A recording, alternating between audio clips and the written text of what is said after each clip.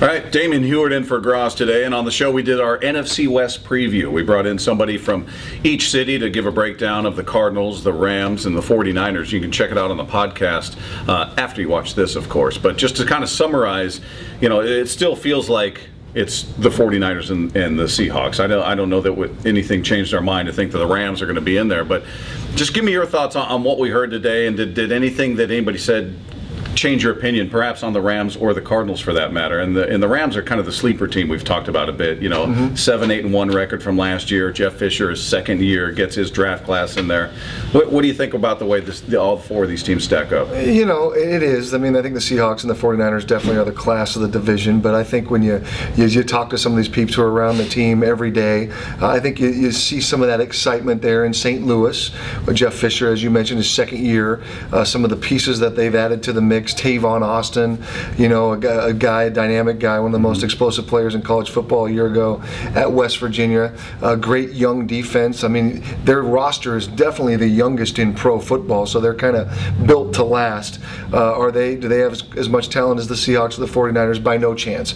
But they did have the best record in the division a year ago, going 2-1-1. So you know that they're going to be competitive. Sam Bradford, a lot of pressure on him this year 4 of his deal in the program.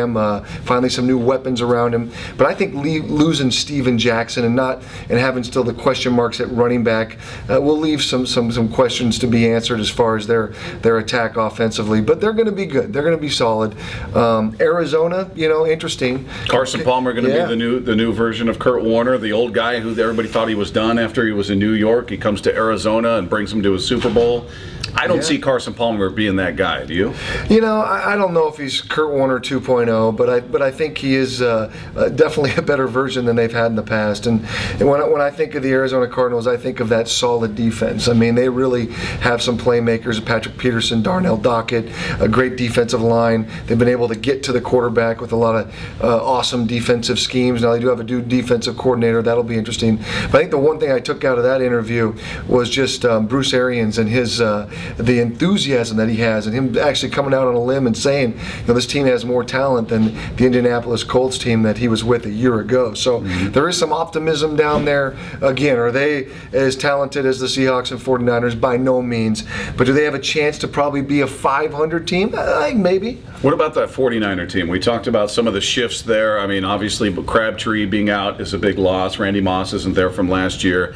Delaney Walker is not there, a guy you're familiar with from your last go-through around in a training camp. And Vernon Davis, now, we talked to a guy out there and said, no, he's not going to be playing wide receiver. So, but I mean, they're getting old. They're not a young team, and Justin Smith is getting older. Frank Gore is getting older. Do you see this team maintaining what they were last year, or do you see perhaps a logical step back?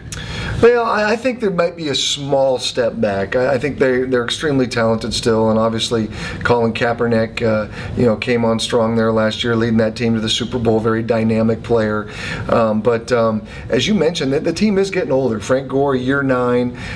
You know, Patrick Willis, middle linebacker, one of the toughest positions in all of sports to play. He's not getting any younger. They lost Spagola, I believe was his name. The defensive tackle was a good player, and Justin Smith was certainly banged up down the stretch of the season a year ago. So they're not getting any younger. Lose Deshaun Goldson, their best player in their secondary. So they definitely have some shoes to fill there, but they do have some talent, and obviously a great offensive line that is young and talented.